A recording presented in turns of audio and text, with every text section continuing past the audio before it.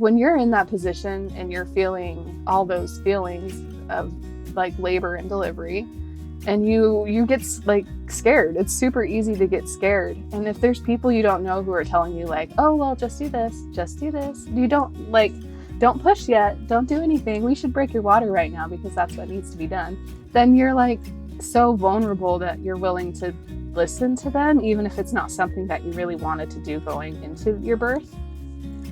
And like, versus with my second birth, I would say things like, I'm really worried about that I'm stalling. And my midwives would be like, you're not stalling. We can tell because you can tell your baby's moving through your pelvis. You can feel her getting lower and lower. You're not stalling. You're fine.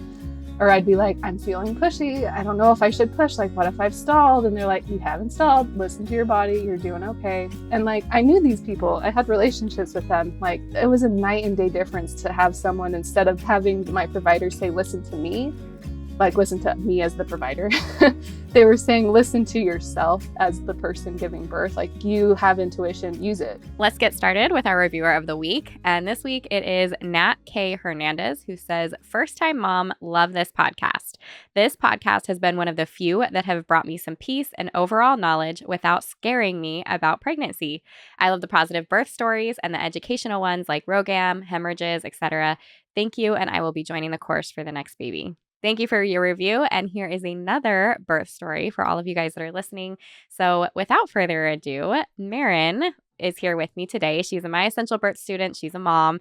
And if you would, please take a moment and talk about yourself just a little bit. Introduce yourself. Yes, my name is Maren Rider. I'm 25 years old. I live out in the boonies in Idaho. I've been married to my husband for 5 years. We've got 2 beautiful daughters, and I'm pregnant with our surprise third, 32 weeks pregnant. Oh my gosh. And not exactly how we wanted it to happen, but we are set to have Irish twins. Oh my goodness. Well, congratulations. That's so exciting. Thanks. Me and my husband love being outside, so we're constantly going on walks, biking. When I'm not pregnant, I love mountain biking. We go camping all the time in the summer. We're definitely outdoorsy people. I love that. Yeah. And it's so good for you too. Like when you're pregnant, postpartum, I mean, it's good for you anytime, right? But we're constantly trying to get moms to walk and be outdoors. And that's kind of even like, I don't know if you've read like Ina May's Guide to Childbirth or I think that's it. Guide to Natural Childbirth. Now I'm going to mess it up, but I'll put a link in the show notes for those that are listening. But that's something that she talks about, like on her, where she does midwifery or where they have, their farm or whatever, where people come to give birth. And that's something that she has them do in early labor. She's like, go outside, take a hike, be in nature, move your body. So you're like, it's like you get to do prep work your whole pregnancy, which is pretty awesome. So yeah. It's great. Yeah. With that, and I think this is like the perfect time to talk about it, actually, but tell me a little bit about your pregnancies and what they're like. I know we're going to go over your last birth story, but since you're like so freshly pregnant, and I know moms are always like, how do I tell if I'm pregnant or what am I going to experience during that first trimester? Will you kind of talk about what that's like for you? Yeah. So do you want me to start with which pregnancy? Why don't you tell me about some of your like symptoms? Have they been pretty like the same? Do you get the same symptoms? Do you get the same aches and pains? Do you get the same nausea like in the beginning? What's that like for you? Yeah, so I'm really fortunate with like my morning sickness. I do get like the nausea, but I never really get like pukey. So it sucks, but not as bad as it could suck. And I'm kind of pretty much as soon as I find out I'm pregnant, and I've always been someone who finds out I have a pretty regular cycle. So like 4 to 5 weeks is when I find out. I pretty much as soon as I find out, I start getting morning sick, but it clears up by 10 or 11 weeks. So it's pretty short lived. This last time with the surprise pregnancy, I definitely noticed that like the relaxin kicked in super quick. And so like I had some issues with like my hips, and like I threw out my back a couple times when I was in the first trimester. This was my third pregnancy. I think my body was like, oh, we've done this before. We know what to do. And just kind of fell apart. So, okay, tell me, you said Irish twins. For those who are listening and maybe they don't know what that is, will you explain that and maybe talk about when you were pregnant last and how pregnant you are now?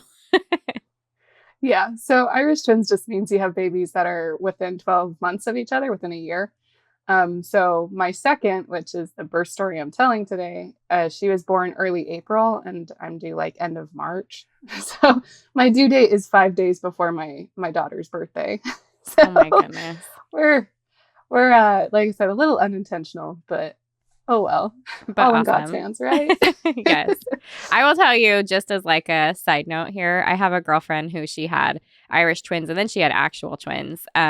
She's the best mom and her kids are amazing. And she had an incredible experience. Like there were, I'm sure, many years where she's like, this is so hard. But then, and they live kind of close now. It's been neat to like watch them grow. And anyways, it's going to be awesome. But I'm sure it's a lot to take I'm in like, and think about. If I could survive the next 3 years, I'm golden. That's what I've been thinking. No big deal. Yeah. Oh, we're good. We're good. Okay. So yeah, let's go to the birth story, the one that we're going to be talking about today. So talk to me about that pregnancy. You kind of talked about some of the symptoms and things, but was there anything that you ran into along that pregnancy that is of significance or stands out to you, whether that's changing of provider or somebody trying to change due dates or, anything that you can think of in regards to your pregnancy?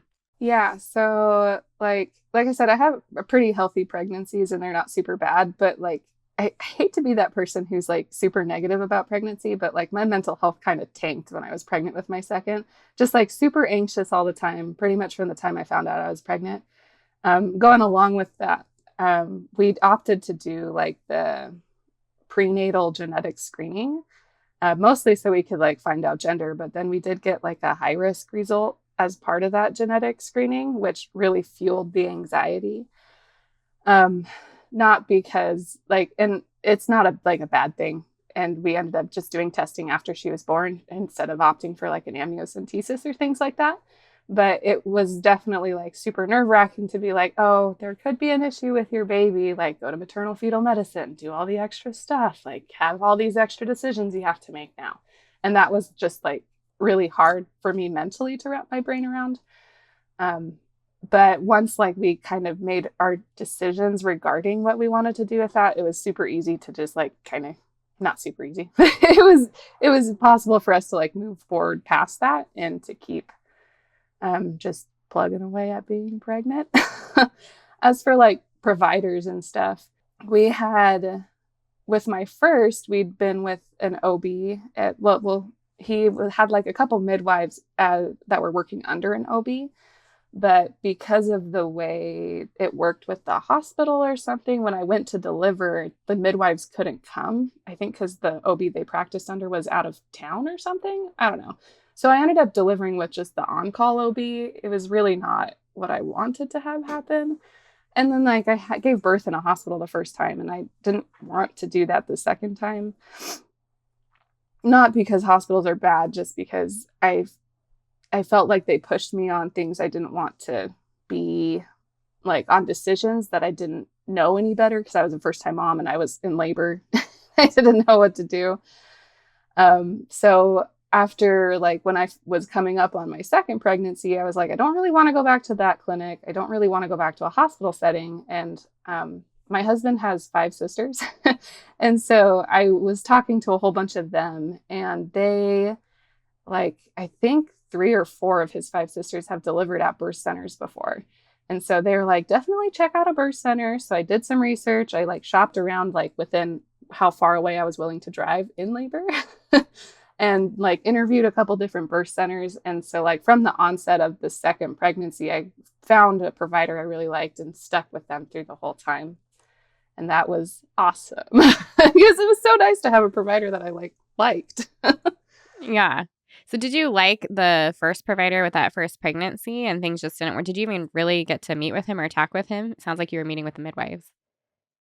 Yeah, so I met with the midwives more. I think I met the OB once and I did not like him at all. It was like, interesting. I came in, I met with him when I was like at the end of the pregnancy, like 37 or 38 weeks at one of those last appointments. And it was more like, I'm just meeting with you in case something goes wrong. He says, I see on your birth plan that you don't want to get an epidural, but I'm here to tell you, you have my permission to get one if you want one. I was like, okay, old man, I don't need your permission. I'm an adult too. He was like in his 50s or 60s or something. And I was just like, it really didn't sit right with me for him to be like, you have my permission. I didn't like that. So like I only met him the once, and I was planning to just work with those midwives for that first pregnancy. But after that, I was like, no, let's not. Let's not go back to the OBs. So for this pregnancy, you were with birth center midwives and gave birth at a birth center. Is that correct? Mm-hmm. Yeah, that's Yes. exciting. That's awesome. And at what week did you, like, from the very beginning, go to meet with birth center midwives, or did you start out with an OB? What did that look like for you? Yeah, so I started interviewing birth centers when I found out I was pregnant. And so I signed on with the birth center I delivered with when I was like 10 weeks or 12 weeks or Oh, something. awesome. Perfect. So pretty much from the beginning, I was like, this is what I want. This is what I'm doing. And how did your husband feel about all that? Oh, he's so super chill about it. He was kind of like, you do what you want to do. And like I said, we have lots of family support around the whole Yeah. natural childbirth setting. And his sisters were all ranting and raving about their birth center experiences. So he was gung ho for it. He was like, if that's what you want to do, then like, let's do it.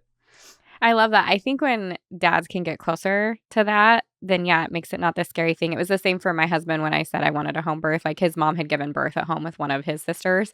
And so it was not this foreign, scary concept by any means. He was like, yeah, sounds great. Let's do it. And I hope it's going to be the same for my boys, right? Growing up in our home, and like, we talk about birth all day, and it's very natural and normal. And they watched a birth, recently online. It wasn't on purpose, but it was awesome. And it made them even more excited for having kids. And I'm like, this is so cool. Now I'm going to sound like the hippie weirdo that shows her kids' births on the side, which anyways, I'm just excited that I'm hopefully, raising these men that are going to be like, yes, however I can support you, let's go do it, instead of having to be nervous or scared about things that are actually very normal. So that's really neat. Yeah.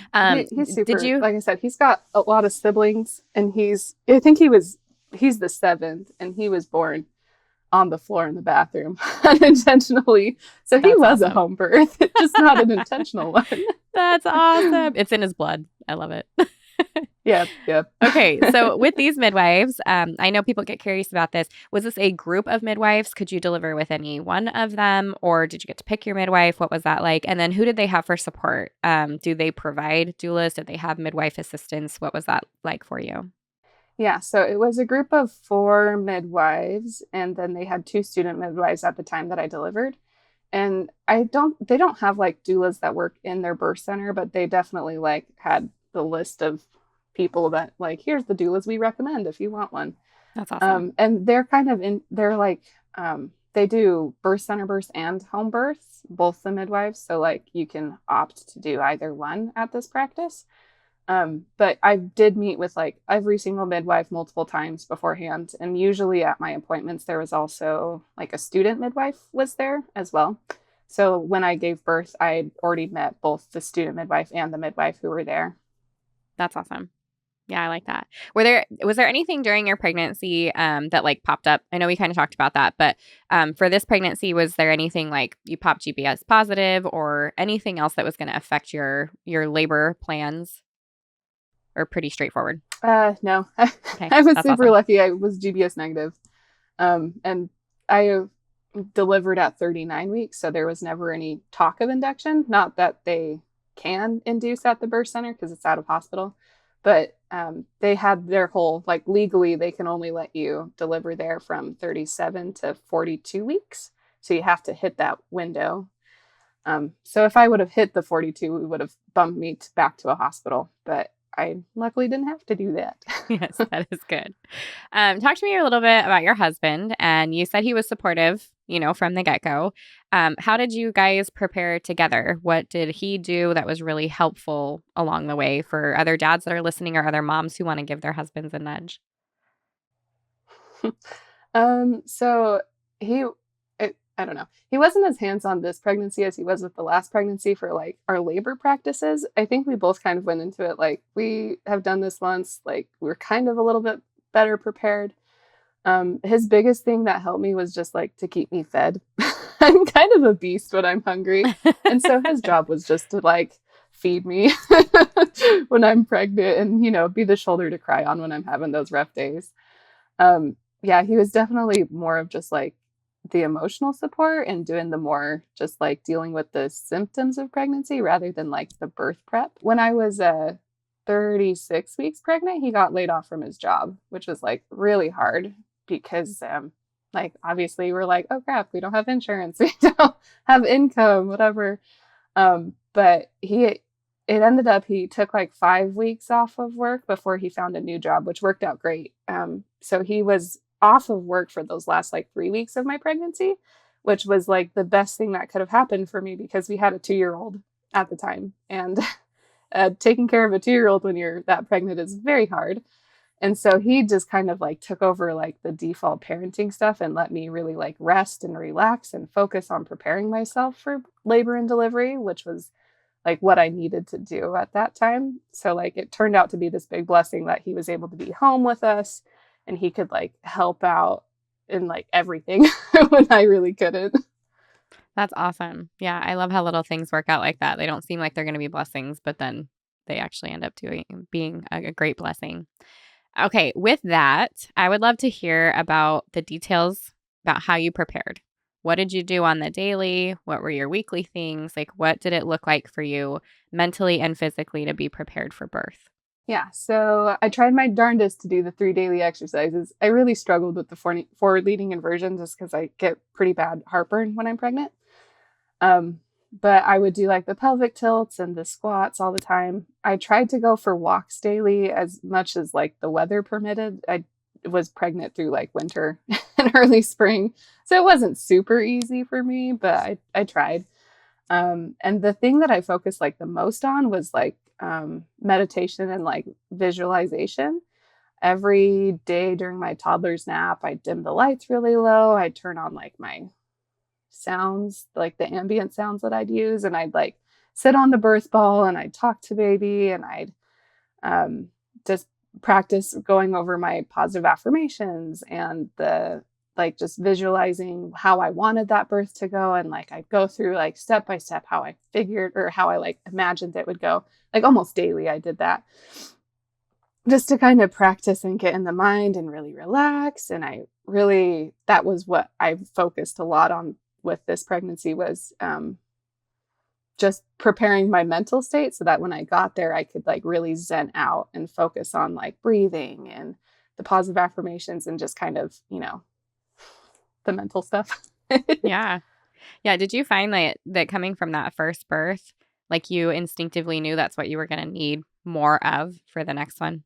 Yeah, I'd say so. I think with my first birth, I just didn't really know what was going on so much. And so everything was like, I thought I was prepared, but you can't really ever know what you're going through until you go through it.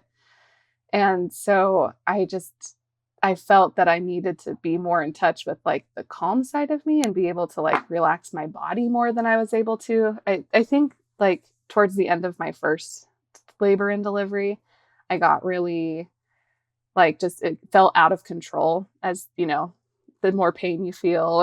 It's just not super like if you're not in the correct headspace to begin with, then it's easy for it to slip out of hand. So I really focused on doing that this time. It was to just make sure I knew how to get into that correct headspace to like help myself. Yeah. Yeah. I think what you just said is really important for moms to hear because it is such a mental game or you're in your head so much of it. There's no way to explain that until you're there. There's definitely physical preparation is all part of it, but that mental prep is so important. So I love that you kind of focused on that for that next one. Were there things that you found either within the birth course or from the podcast that really stood out to you or that you kind of latched onto or like took with you, focused on, utilized as you were preparing for birth or during the labor?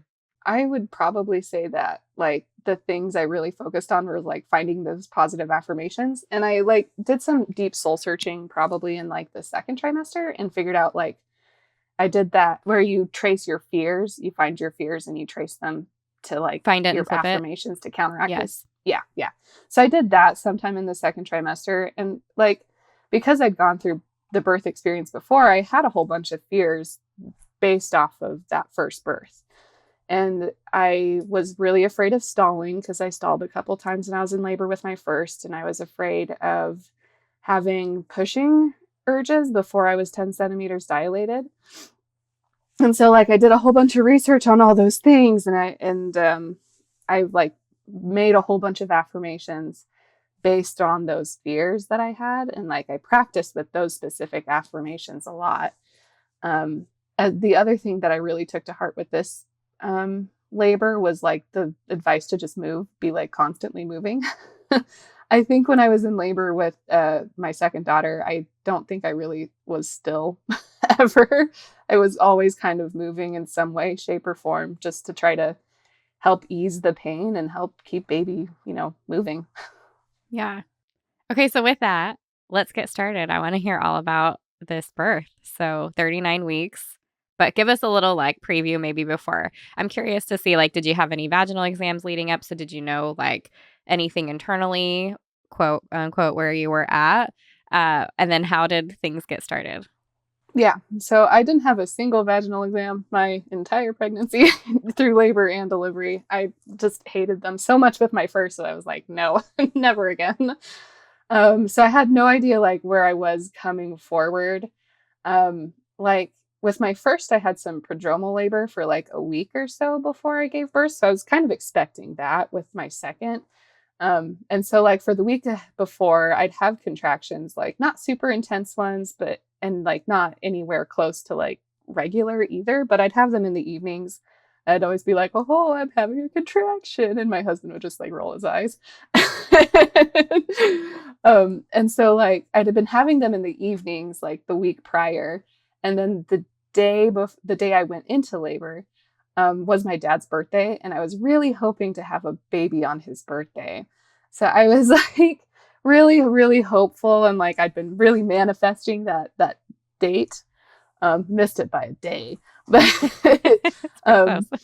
so like my whole family was checking in on me, like, "Oh, you having that baby yet? You having that baby yet?" And I was like, "No, like stop, you're not helping." I was really pretty grumpy about it, but that whole day, I like started having those like not super like intense and not regular, but not Braxton Hicks either. They're real contractions. I started having those like in the morning as well.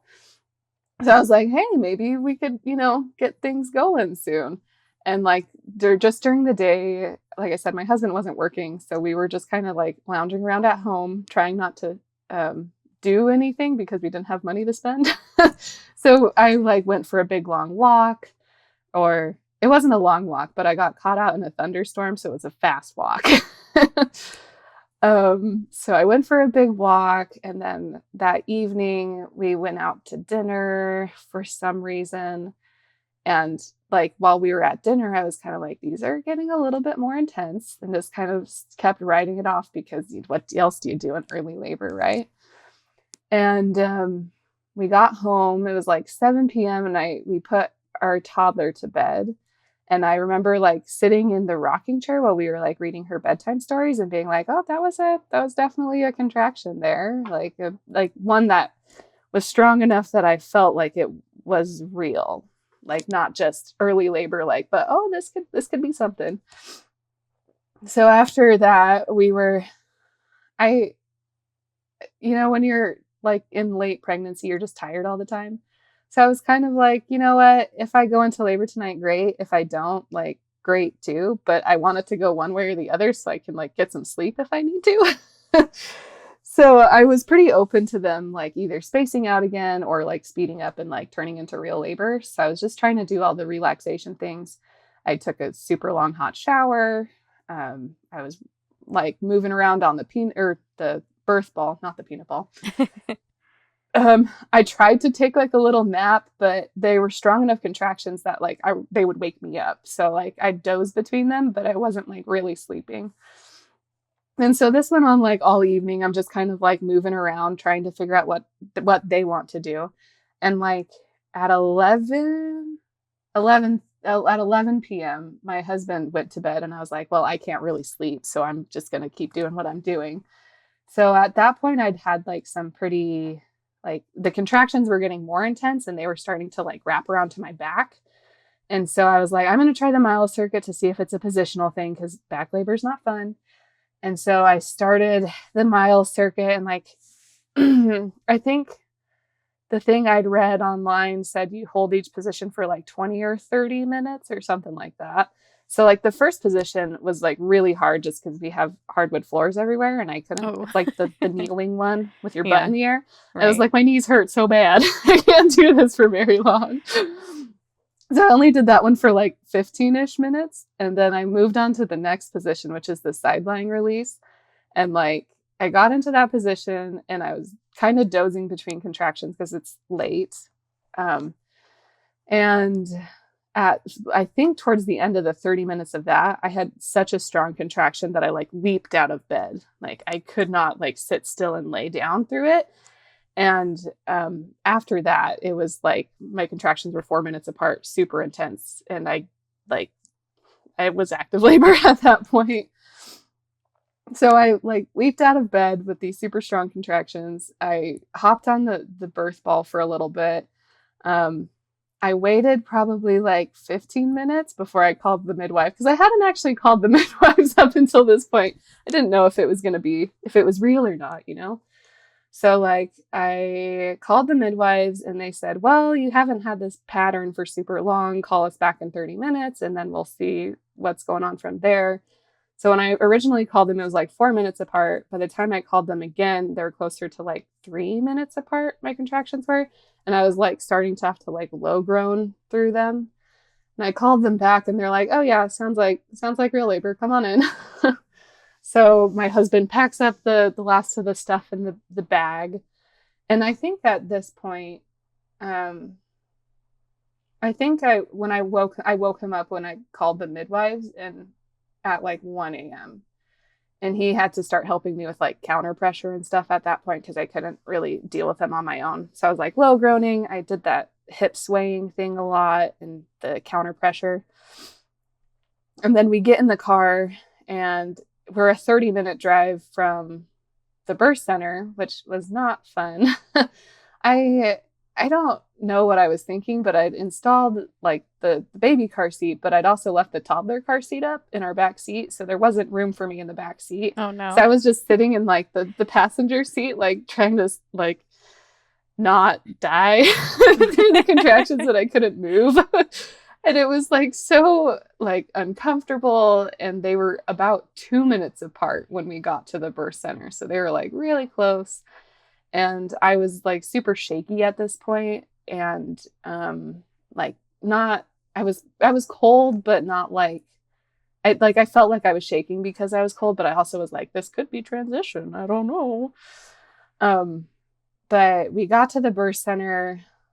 They'd forgotten to unlock the doors. So we stood outside for 5 minutes while we waited for them to unlock the doors. And I think part of what made the car drive so bad was like I really had to pee and I forgot to before we left. And so like that whole time I was like, my bladder is full, almost peed my pants standing on the doorstep of the birth center. That was fun.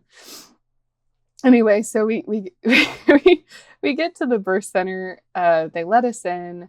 We head up to like the birth suite and they did like the vitals checked like the baby's heartbeat and my blood pressure and whatever. And then while they were filling up the birth tub, and after that, they're like, do you want to hop in now? And I was like, heck yeah, I do.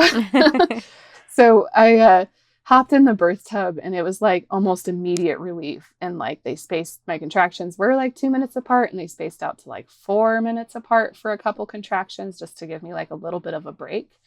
And that was awesome. It was like the break that I needed to just kind of get that reset because like from the time I had that first contraction that threw me out of the bed until the time we arrived at the birth center was like an hour and a half. Like it was pretty quick. And we just didn't like, it just went super fast from that point on. So I hopped in the tub.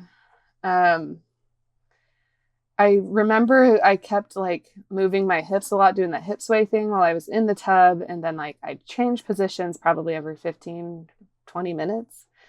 And at some point I was like, hey, I think I'm feeling a little bit pushy. And my midwives were like, well, if you're feeling pushy, then go for it. I was fortunate, like I mentioned before, I was really worried about stalling. And with my first birth, I had like stalled at 9.5 centimeters, and I felt like those pushing contractions. But the nurses and the OB at the hospital were like, you can't push until you're 10 centimeters. So at like 9.5 centimeters for an hour and a half, I sat there being told not to push, which was really, really hard. And I was really scared of something like that happening again, like having those pushing contractions without like being dilated all the way. Anyway, but with this birth, it was really neat because I could like feel her descend lower and lower into my pelvis. Like I'd have a contraction, I'd feel that pressure a lot lower, and I'd be like, oh, okay, she's lower and lower. So when I said, oh, I'm feeling a little bit pushy, the midwives were like, oh, well, I mean, if you feel her getting lower and if you feel the need to push, just listen to your body and do what needs to be done. So at that point, I started pushing, and I just was breathing through it mostly. So I was letting my body do most of the work instead of doing like the blue pushing. Is that what they call it when you hold your breath? Purple pushing. Yeah. Pushing. Yeah. So I was just trying to breathe my best through it and doing that thing where you like don't keep your eyebrows tense. Trying to just keep relaxed while I was pushing through it. And then like I think I pushed for 50 minutes and then she was born. I think my water broke at some point when I was pushing. I think the midwife said when she saw pieces of the membrane in the water is when she marked it as my water broke, but we don't know when exactly. And it was wonderful because it was like from the time we showed up at the birth center to the time she was born was like 2.5 hours. That's amazing. Yeah. And you gave birth in the tub. Did you absolutely love that? Mm-hmm. Would you do that again? Is that the plan for the next one? Oh, 100%. Yeah. 100%. That's and great. I was like, everybody's always worried, like, isn't it gross in the tub? And I'm like, well, yeah, but you don't care. Mm-hmm. Mm-hmm. You just don't care at all. And like, the tub was awesome because you just get some of that weightless feeling too, to help ease with all like the pressure. And like I said, I moved positions quite often in the tub. I did like semi-reclined. I did hands and knees in the tub. I ended up delivering like kneeling and holding on to like my husband's hands. And so like I didn't get to catch the baby at all, like you see in all those home birth videos. But like the midwives had to catch her. But like it was awesome because I still was able to move, but it wasn't quite so strenuous. Like gravity wasn't as much there. And yeah, definitely the whole nature's epidural water is totally 10 for 10 real. would recommend. Yeah. You said something that I want to highlight for every mom listening in case they missed it or they were like, did she really say that? You had said you had 0 vaginal exams your entire pregnancy and during your entire labor. I want to highlight that because guess what? You can give birth to a baby without a vaginal exam. I think that's huge. And it makes me curious. I want to hear from you because I was kind of picking up on that as you're telling the story. But what was the difference for you having somebody believe in or create a safe environment for trusting your intuition and believing in what your body is capable of versus before being told there's something wrong if you're having those pushing contractions or this and that, like something's not right here, you have to wait for this. What was the difference for you? Oh man, the difference was huge. I mean, with my first birth, I didn't know anybody in the room besides my husband. It was an OB I'd never met. It was nurses I'd never met before. And like they're telling me things, and I don't think it's really possible to describe how vulnerable your birth space is until you've like been in it. But like when you're in that position and you're feeling all those feelings of like labor and delivery, and you get like scared. It's super easy to get scared. And if there's people you don't know who are telling you like, oh, well, just do this, you don't push yet. Don't do anything. We should break your water right now because that's what needs to be done. Then you're like so vulnerable that you're willing to listen to them, even if it's not something that you really wanted to do going into your birth. And like, versus with my second birth, I would say things like, I'm really worried about that I'm stalling. And my midwives would be like, you're not stalling. We can tell because you can tell your baby's moving through your pelvis. You can feel her getting lower and lower. You're not stalling. You're fine. Or I'd be like, I'm feeling pushy. I don't know if I should push. Like, what if I've stalled? And they're like, you haven't stalled. Listen to your body. You're doing okay. And like, I knew these people. I had relationships with them. Like, I'd met with them prior to labor and delivery, like multiple times. I knew their names. I'd done birth classes with them. And like, it was a night and day difference to have someone, instead of being like, instead of having my provider say, listen to me, like listen to me as the provider, they were saying, listen to yourself as the person giving birth. Like, you have intuition, use it. Like, and I did not experience that at all with my first. And it was a wonderful, wonderful like redemption because of that.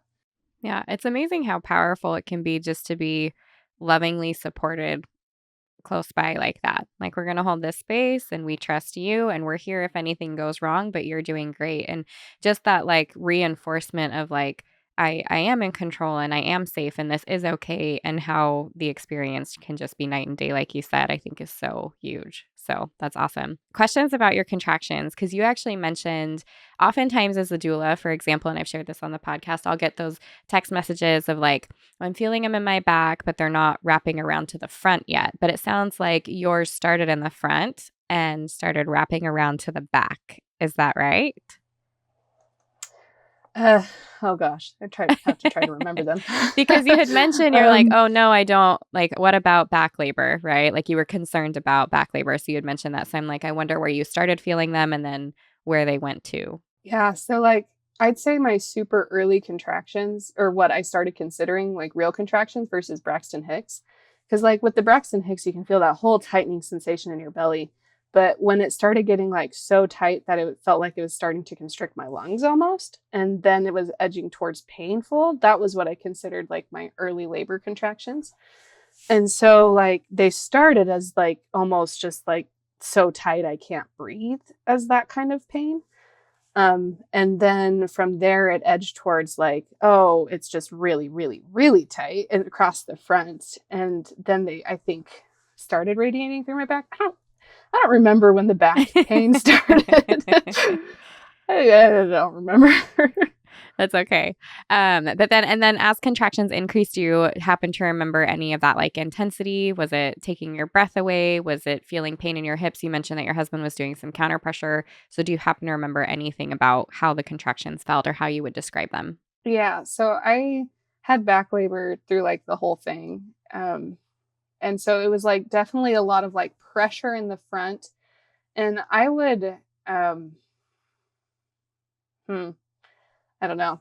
I definitely felt it like in my hips, and the counter pressure helped. But also like one of my midwives would do where she just like would put pressure on like the top of my tailbone, the bottom of my tailbone, like just right above like my, yeah. So she'd put pressure on that. And like when I was really struggling through it, but those were like the later contractions. I said, I don't remember them very well. Yeah. I mean, maybe that's a good thing, right? It's what makes us have more babies.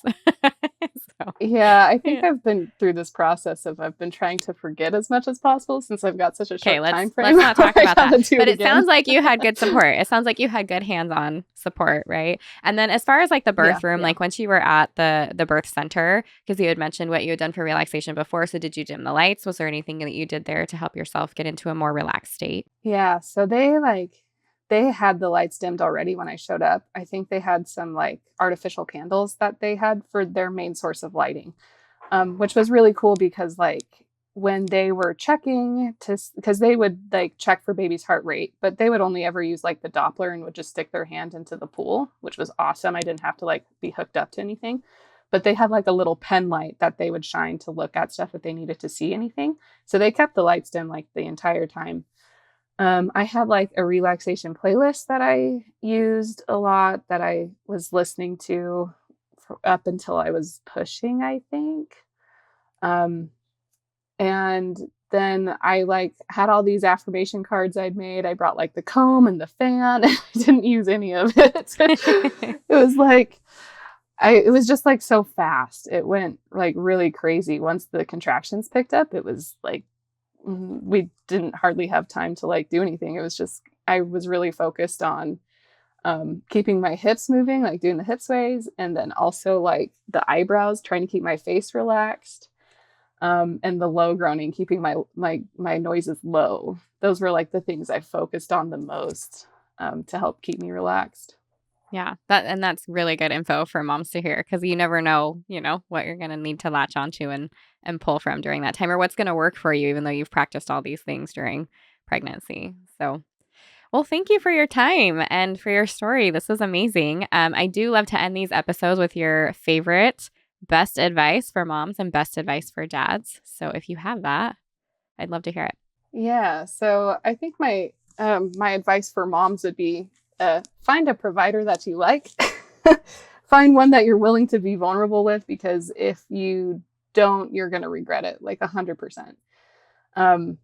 Little tangent, but my sister was pregnant and due at the same time as me this last pregnancy, and she did not have a provider that she liked. And we would come back from our appointments and I'd be like, oh, cool, whatever. And she'd be like, I'm so angry. I'm so mad. They're fighting me about this and this and this. And I mean, just not just like the process of labor, but like the process of being pregnant is really kind of stressful a lot too. So find someone that is on your side, that you trust, that is willing to like listen to you and like go with what you want to do, and like hold on to that person, hold on to that provider, because they will be what makes a huge difference in your birth. And I would say for partners, figure out how like your partner wants help to like relax. My husband's not a very like emotional guy, and so for him the emotional side of things was really hard. But I went to him and I said, look, you can hold my hands, you can rub my face or play with my hair or do all these things that are going to help me stay relaxed. And that's what I need you to do. You need to be in charge of that. You need to be in charge of keeping me like hydrated and fed and, moving, and just like make sure that you're very clear about what their role is in your birth, and then how to help you relax through it too. Or yeah. Yeah, that's really good advice. Well, thank you, Maren. I absolutely loved listening to your birth story, and I appreciate all the little drops of wisdom that are in there for everybody listening. So I really appreciate it. Thank you so Thanks. much for being here today.